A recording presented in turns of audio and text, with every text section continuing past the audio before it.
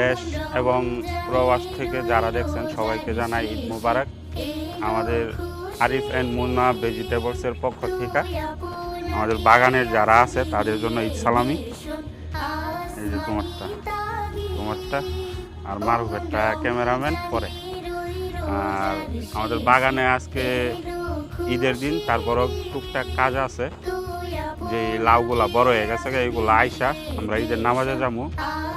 গত 2-3 দিন সবাই অনেক পরিশ্রম করে শরীর একটু ক্লান্ত, যার কারণে ঘুম থেকে উঠা দ্রুত সময়টা রান্না হয়েছে না। আমরা এখন যাবো উজ্জ্বলদের রুমে, ওই রুমে গিয়ে আমরা সকালের সময়টা খাইয়া তারপরে আমরা যাবো ইনশাল্লাহ নামাজে। নামাজ থেকে আইসা বড় যেই লাউগুলা আছে এই লাউগুলা বাইরে রাখা দিতে হইব। আর সারাদিন কাজ হয়েছে শুধু পানি আর এই ভাজা দেওয়া, এছাড়া আজকে আর কোনো কাম নেই ইনশাল্লাহ। আর এই পুরো ভিডিওটা ইনশাল্লাহ সবাই দেখবেন।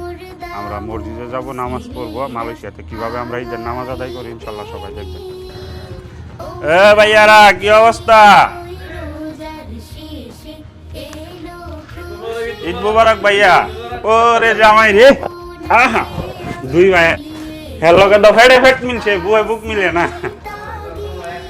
আসো ভাইয়া, শ্যামাই বেশি রাঁধুনি আমরা বলে শ্যামাই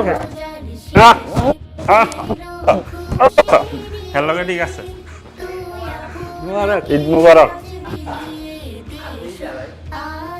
আজ্ঞা আজ্ঞা হচ্ছে নাকি? হ্যাঁ আমার ভিডিও হচ্ছে এই আমরা মেহমান না, আমরা শ্যামাই দাও না। এ বউ তোমরা শ্যামাই খাও।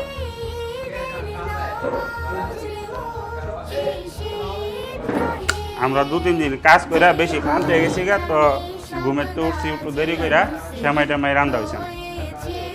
তো আমরা শ্যামাই টামাই খাওয়া শেষ, আমরা এখন রওনা দিলাম ইনশাল্লাহ মসজিদের উদ্দেশ্যে। গিয়া নামাজ পড়ি, মসজিদ দেখিয়া উঠি দেখি।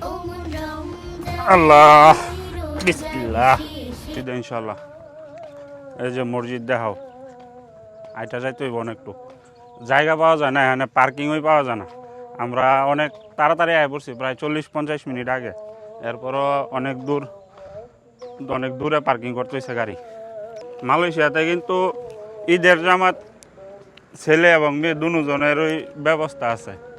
আমরা যে মসজিদে নামাজ পড়বো মহিলারাও নামাজ পড়বো। এখনো প্রচুর মানুষ বাকি আছে।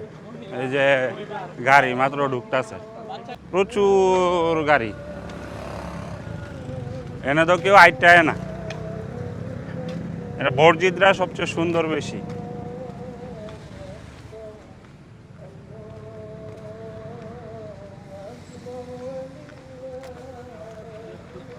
এই লাইট জ্বলাই ঠিক গেছে গা, আমরা সেই পাশে যাই।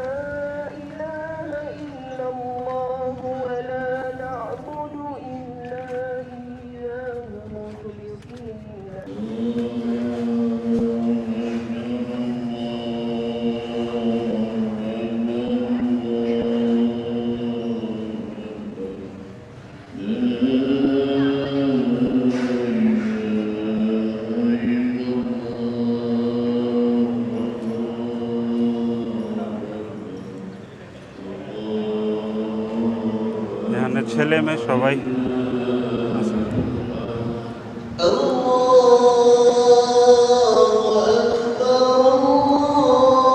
সামনে যান গা,